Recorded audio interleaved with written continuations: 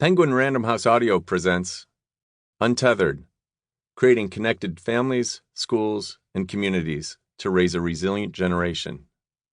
This is the author, Doug Bolton. For Kathy, Angelique, Matthew, and Anna, my community.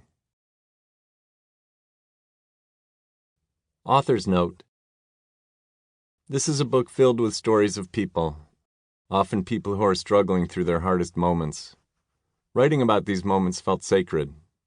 I hope that my telling of these stories honors their journeys.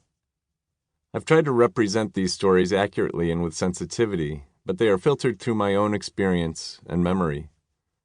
I reached out to the former students and parents featured in this book to check certain details and ask for permission to use their stories. I let them know that I would not use their real names and would change identifying details to protect their privacy. I was unable to track down some students, while others gave me permission to use their real names and share their unaltered stories. When I reconnected with students and parents, we relived their stories together. Many shared how they hoped that their stories could be helpful to others who are hurting. Those conversations were an unexpected gift, allowing me a glimpse into their lives, often decades later, and to re-experience the depth of their wisdom, gratitude, and generosity. Introduction.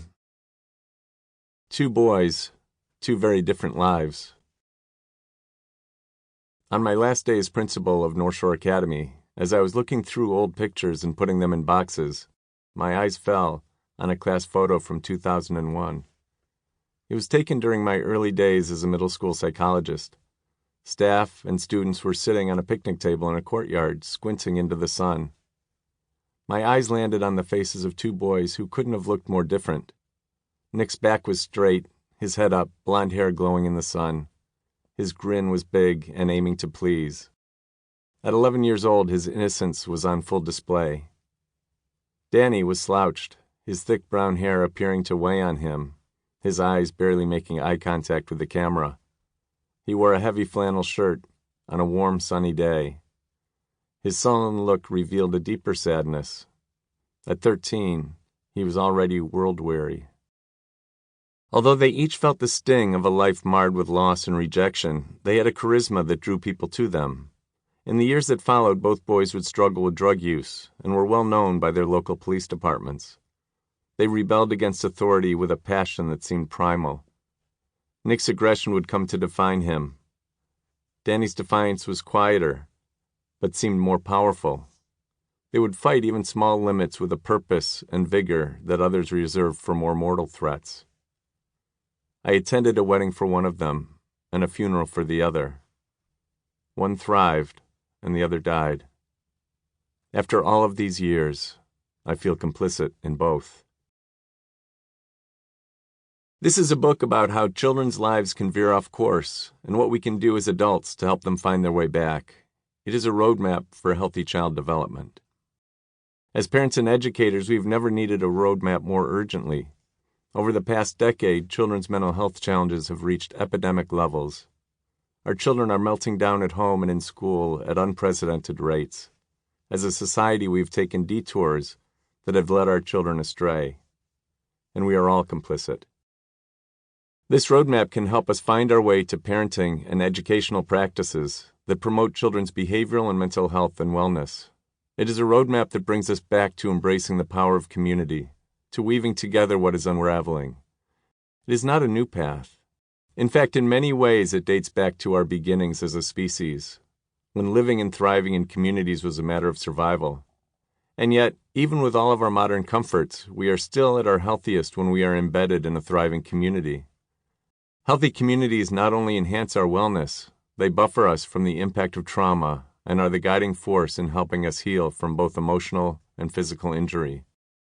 Our ancestors understood this and built on this wisdom, passing it on from tribe to tribe and family to family.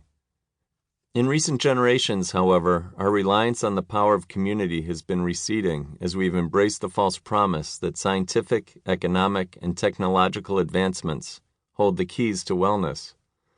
Although the improvements in material comfort are both profound and impactful, we are increasingly losing something foundational to our well-being as a species: the ability to contribute to and benefit from being tethered to an interdependent community.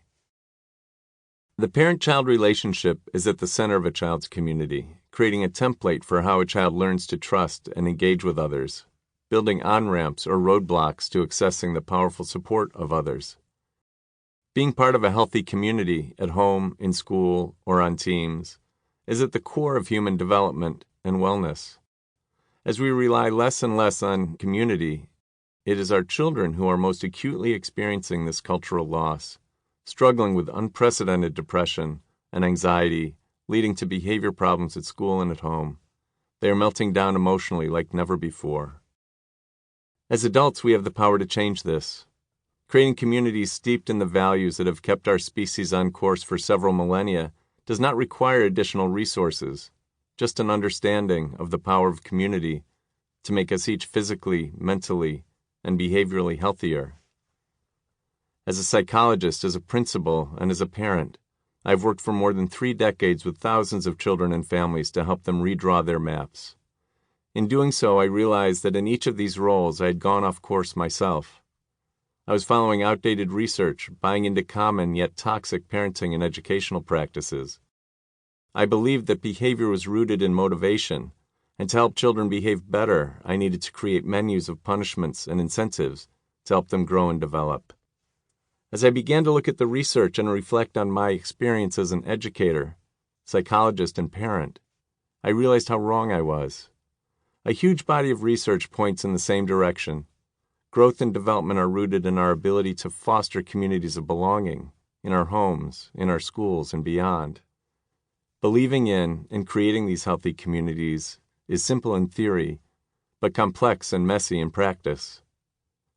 But the cost of disconnection is ultimately catastrophic for children, and we contribute to this disconnection unwittingly every day.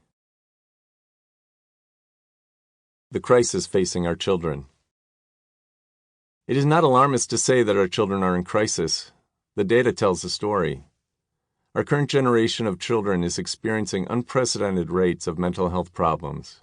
In the decade before COVID, rates of childhood depression rose by 60%, and the number of children and adolescents seen in emergency rooms for suicidal ideation or behavior rose by 50%. More frightening to me as an educator, the suicide rate for children is significantly higher in the months when school is in session. Something about our schools seems to be pushing children to the brink of their ability to cope, and for some beyond. As we know, for many students, COVID exacerbated their stress, making them even more vulnerable to mental health challenges. It is even more tragic that we know what is causing this epidemic and how to cure it. We have been ignoring research from the past 150 years that points towards an authentic, research-driven approach consistent with traditional theories of child development that focus on compassion, common sense, and reliance on relationships. It is essential, however, that we don't confuse this path with laissez-faire parenting and teaching styles. This approach actually demands more of us as parents and teachers, but produces measurable, positive, lifelong outcomes. It is proactive, but not punitive. It is empathetic, but not passive. It is alarming that the most common parenting and educational practices continue to ignore this research. Instead, we cling to older and more familiar practices born out of behavioral models that saw compliance as the vehicle and punishment and incentives as the fuel to guide the healthy development of children. This obsolete model of raising children is even more damaging in the light of escalating academic and social expectations placed upon our children that have filled the process of growing up with new levels of toxicity. In our desire to help children become more successful, we are paradoxically undermining their healthy development. Our children today are more isolated than any generation before them. They are sadder and lonelier. They are competing with more classmates for fewer spots in increasingly selective colleges, and they see their futures defined by their test scores rather than by their passions and virtues. In the past, risk factors for children's mental health were well established: trauma, discrimination, and poverty. In 2019, Robert Wood Johnson added excessive pressure to excel to the list of top environmental conditions harming adolescents. Sample complete. Ready to continue?